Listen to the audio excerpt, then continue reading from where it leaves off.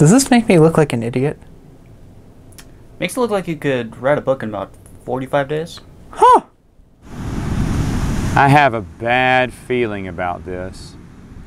Anyway, folks, hi, I'm Matt, and welcome to My Expanded Universe, a show where I go through the EU in chronological order as best I know how. It's nice here being on the beach, I won't lie. All right, so we're going to be talking about Ryder Windham's Clone Wars Secret Missions series. There are 4 books in this series, and I'm going to go through them one at a time.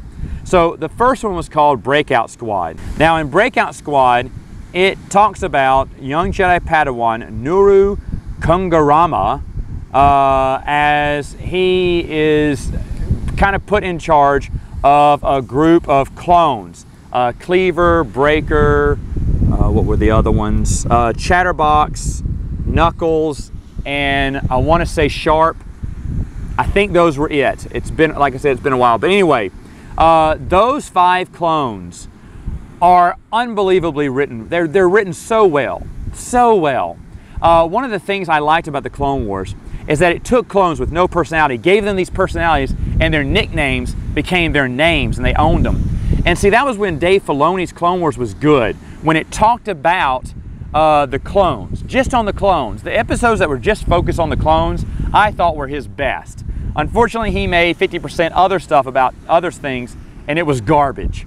But the stuff he did on clones, really good. Ryder takes that part of the storyline and basically develops these clones into characters, personalities that you love.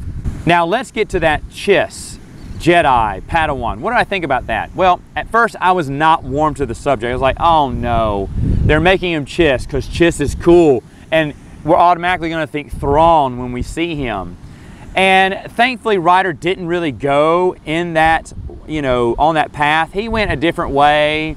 Basically, he could have made him any species and he still would have been an interesting character. He just didn't say, oh, I'm Chiss, that makes me super special, even though it automatically makes him super special, right? It's like having a Mando Jedi or something. So still, I mean, that may have been something that someone else placed on him. I don't know if it was Ryder's idea, but remember, they gave Ryder the storyline, he just went for it. In fact, one of the things they told him with this series, they said, make sure to mention as much of Dave Filoni's Clone Wars as you can. He mentions a little bit, but he didn't want to mention too much because he didn't want it to get it tied down to one specific timeline, because he knew that these books were going to come out over the next few years and the seasons were going to develop. Well, if he's still talking about stuff in season 1 all through his 4 books, his storyline may only go 2 weeks, and he wanted it to span longer. Now there's another character in this called Lalo Gunn, who's the girl kind of smuggler, kind of the bounce to Nuru, and she's a good character too. Ryder creates some good, interesting characters. Remember, that's what a story is. Not basically its plot point, but its characters. I could read about Breakout Squad having breakfast, on the beach. Breakout, Chatterbox and Sharp, putting on suntan lotion. I don't know, something like that. As long as it was interesting. If you enjoy the characters, it doesn't matter what storyline they're in, and that's what Ryder does in this series. It's very good. So basically, not trying to give too much of the plot away, but Nuru takes over this, team of clone troopers, and basically it's just an introduction book to the clones, and that's what you want to see. Now, book 2 is called Curse of the Black Hole Pirates. It co-stars Cad Bane and Ventress. Of course, they're going to be in it because the Clone Wars were featuring Cad Bane in a big way at that time. And what's more interesting here is the Black Hole Pirates. Now, a very, very keen and sharp observer of EU will realize this isn't the first appearance by the Black Hole Pirates. Oh no, they've been around almost since the dawn of the expanded universe. They were in Marvel's original Star Wars series, the Black Hole Pirates. Now, when I read this book, they make no connection to the Marvel series, just by name. It was only later that I realized, going back through my Marvel books, wait a minute, Black Hole Pirates, wait a minute, a sweet connection that doesn't mean anything. But Ryder said, you know what? Maybe there's some old guy reading these little children's books, and he'll be excited that I put Black Hole Pirates from his childhood into these books. Again, brilliant continuity here. I love it.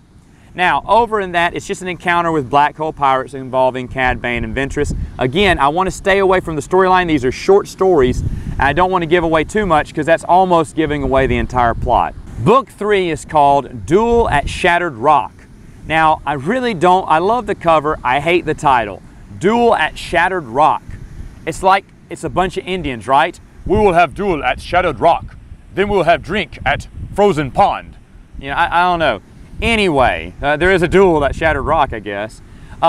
This is one where the most interesting thing to talk about this, as in continuity with other Star Wars stories, is that Big Chiss from Shadows of the Empire makes an appearance in this, okay? And he also made an appearance in Strange Allies, the Digest comic books I talked about last week. But in here, this was Ryder Windham's, personal addition to the story.